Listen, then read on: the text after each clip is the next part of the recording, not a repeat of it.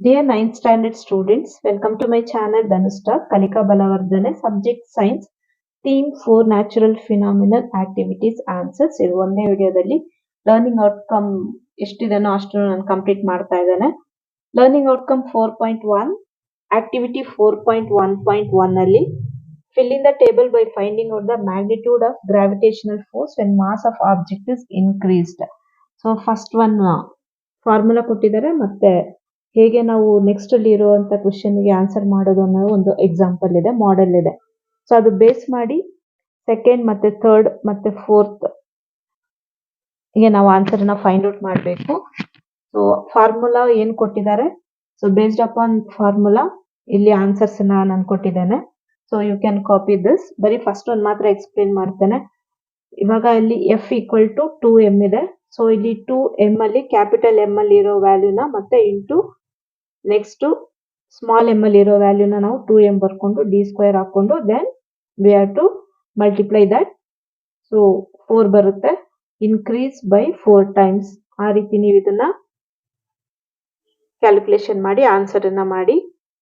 The next activity 4.1.2 measure and write the weight of 6 classmates of your class. So name of your classmate, weight in Newton and mass in kg ಕೊಟ್ಟಿದಾರಲ್ವಾ. So 1 kg equal to 9.81 Newton. Name of your classmate ನಾನು ಒಂದು 6 names ನ ಬರ್ದಿದ್ದೇನೆ. Then ಈಗ mass in kg ಕೆಲವು values ನಾನೇ ಕೊಟ್ಟಿದ್ದೇನೆ.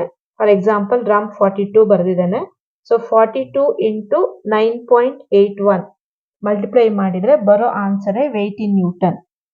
So 40 into 9.81 multiply ಮಾಡಿದಾಗ Ram weight in newton 412.02 N ಬರುತ್ತೆ.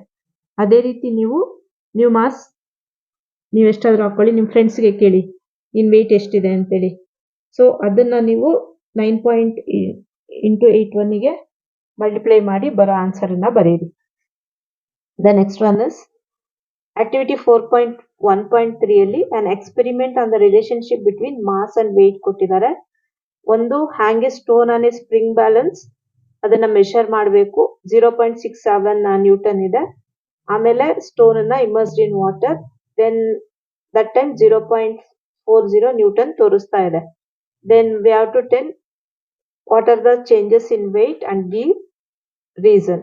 So answer, the reading on spring balance will show the least weight when the stone is immersed in water due to the force acts on the object by the liquid in the upward direction. Apparent loss in weight of the object is equal to the weight of the liquid displaced by the object. Then activity 4.1.4 ಅಲ್ಲಿ mass and weight on earth, moon, space ಇದೆ ಅಲ್ವಾ. ಇದರಲ್ಲಿ mass ಒಂದೇ ಇದೆ, weight ಮಾತ್ರ change ಇದೆ. ಕರೆಕ್ಟಾ? So we have to give the reason for that. So answer is like this. The mass is constant, weight of an object depends on gravitational acceleration. Hence weight of an object changes on the earth, the moon and in space.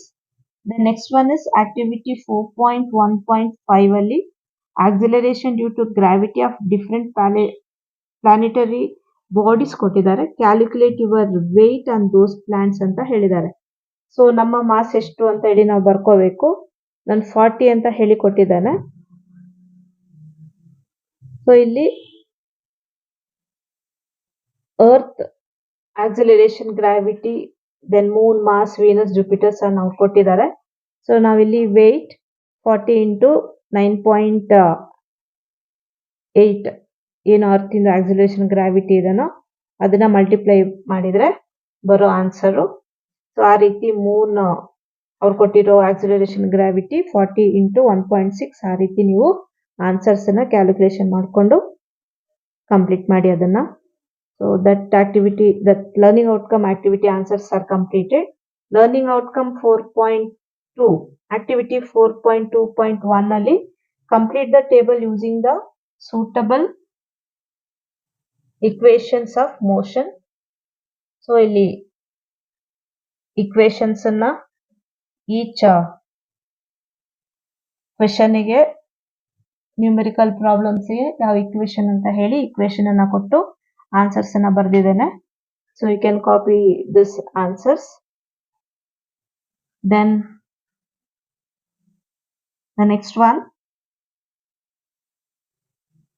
4.2.2 iron ball, rubber ball ಮತ್ತೆ plastic ball same size ತಗೊಂಡು stand on a tall building and drop 3 balls simultaneously. So 3 ಒಂದೇ ಸಲ ಗ್ರೌಂಡಿಗೆ touch ಆಗುತ್ತಾ? Give reason. All the 3 balls reach the ground at the same time. Gravitational force acts same on all the objects and there is no air resistance. RESISTANCE. Next type of ball, weight, height, then time ಕೊಟ್ಟಿದ್ದಾರೆ. Iron, rubber and plastic. ನಾನು ಐರನ್ದು ಮಾತ್ರ ಒಂದು example ನಾನು ನಿಮಗೆ ಕೊಟ್ಟಿದ್ದೇನೆ. So rubber and plastic time ಅನ್ನ ನೀವು ಇದೇ ರೀತಿ ಫೈಂಡ್ ಔಟ್ ಮಾಡಿ by using the equation S equal to ut plus half at square. Next ಮತ್ತೆ give a scientific reason for the result with the help of the teacher. Similarly drop different objects simultaneously from a height. Then once again we have to check whether they reach the ground together. Both heavy and lighter objects have the same acceleration due to gravity, hence they will fall at the same time. Then activity 4.2.3 collect images where free fall can be seen in everyday life. ಎರಡು images ಅನ್ನು collect ಮಾಡಬೇಕು. So ಇಲ್ಲಿ ನಾನು ಎರಡನ್ನ paste ಮಾಡಿದ್ದೇನೆ. Then whether the following situations are examples of free fall. First one is not free fall, second one is not free fall, and third one is free fall. Sorry, yes, free fall. First to second not free fall, third is free fall. Then learning outcome 4.3 activity 4.3.1 ನಿಮ್ಮ subject teacher ನಿಮಗೆ ಇದನ್ನ guide ಮಾಡ್ತಾರೆ. She will teach you. And activity 4.3.2 ಒಂದು activity ಇದೆ. Take 3 buckets of water and immerse a large stone in the first bucket and iron piece in second and bottle filled with the water in third. What will you notice? And arrange the buckets in the tubes beforehand. Measure the amount of water when the objects are immersed in the buckets of water ಅಂತ ಕೇಳಿದಾರಲ್ವಾ. So this is the answer. ಆ activity ಮಾಡಿ ನೋಡಿದಾಗ ಈ ರೀತಿ ಒಂದು answer ಅನ್ನ ತಗೋಬಹುದು. So it is depends upon ನೀವೆಷ್ಟು. ನಾನಿವಾಗ 1 kg ಸ್ಟೋನಿಗೆ ಅಲ್ಲಿ ಆನ್ಸರ್ ಬರೆದಿರೋದು. ನೀವೆಷ್ಟು ತಗೊಂಡಿದ್ದೀರಾ, ಮತ್ತೆ weight of the water displace ಎಷ್ಟಾಯ್ತು, weight of the object in water ಎಷ್ಟು, ಅದನ್ನ ನೀವಲ್ಲಿ ಬರಿಬೇಕಾಗುತ್ತೆ. ದೆನ್ ಆಕ್ಟಿವಿಟಿ 4.3.3 ವಾಟರ್ ಮತ್ತೆ ಕೆರೋಸಿನ್ ಸಪರೇಟ್ ಆಗಿ 2 ಬೀಕರ್ ಅಲ್ಲಿ ತಗೊಳ್ಳಿ and put a plastic straw. Then you have to observe how the 2 fluids behave similarly ಅಂತ. ಕರೆಕ್ಟಾ? So water rises in straw. Kerosene resist flowing because water have a higher density than oil. Water molecules are packed more closely together. Then activity 4.3.4 ಇಲ್ಲಿ density of the object ಇದೆ, density of water ಇದೆ. We have to find out the relative density. So relative density ಅಲ್ಲಿ silver ಇಂದು 10.8 ಬರ್ದು ಮತ್ತೆ water ಏನು values ಕೊಟ್ಟಿದ್ದಾರೆ ಅದನ್ನ ಬರ್ದಾಗ relative divide ಮಾಡಿದ್ರೆ ರಿಲೇಟಿವ್ ಡೆನ್ಸಿಟಿ ಸಿಗುತ್ತೆ. ಅದೇ ರೀತಿ ಡೆನ್ಸಿಟಿ ಆಫ್ 3 ಆಬ್ಜೆಕ್ಟ್ಸ್ ಕೊಟ್ಟಿದ್ದಾರೆ. ಸೇಮ್ ಅದೇ ಇಲ್ಲಿ ನಾನು ಕೊಟ್ಟಿದ್ದೀನಿ ಅಲ್ವಾ, ಫಸ್ಟ್ ಎಕ್ಸ್ಪ್ಲೇನ್ ಮಾಡಿದೆ. ಅದೇ ಮೆಥಡ್ ಅಲ್ಲಿ ಎಲ್ಲ ಆನ್ಸರ್ಸ್ ಅನ್ನು ಕಂಡುಹಿಡಿಯಿರಿ. ನೆಕ್ಸ್ಟ್ ಆಕ್ಟಿವಿಟಿ 4.3.5 ಫ್ಲೋಟಿಂಗ್ ಆಬ್ಜೆಕ್ಟ್ಸ್ ಮತ್ತೆ ಸಿಂಕಿಂಗ್ ಆಬ್ಜೆಕ್ಟ್ಸ್ ಗೆ ಎಕ್ಸಾಂಪಲ್ಸ್ ಕೇಳಿದ್ದಾರೆ. Floating objects cooking oil, cork ಅಂದ್ರೆ ರಬ್ಬರ್ ಕಾರ್ಕ್ ಅಂತ ಬರೀರಿ, leaf and ghee. Sinking objects stone, iron, silver and gold. Activity 4.3.6 the last question answer. Application of Archimedes principle used in designing ships and submarines. Lactometers used to determine the purity of sample milk. Hydrometer used to determine density of liquids. So we completed theme 4 answers. Theme 1 to 6 ಎಲ್ಲ answers play list ಅಲ್ಲಿ ನಿಮಗೆ ಸಿಗುತ್ತೆ. Even model question paper science ಮತ್ತೆ ಇಂಗ್ಲಿಷ್ಗೆ answer ಮಾಡಿದ್ದೇನೆ. Social model paper answers ಅನ್ನ post ಮಾಡ್ತೇನೆ.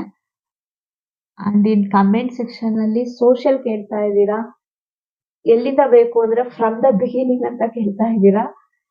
Children, if it is possible I will post. Definitely ನನ್ನ ಕೈಯಲ್ಲಿ ಆದ್ರೆ ಪೋಸ್ಟ್ ಮಾಡ್ತೇನೆ. Then if you think this video informative, not only this video, all the videos team 1 to 6, please kindly share among your friends. And if you're new to my channel, kindly subscribe, and thank you for watching and keep support.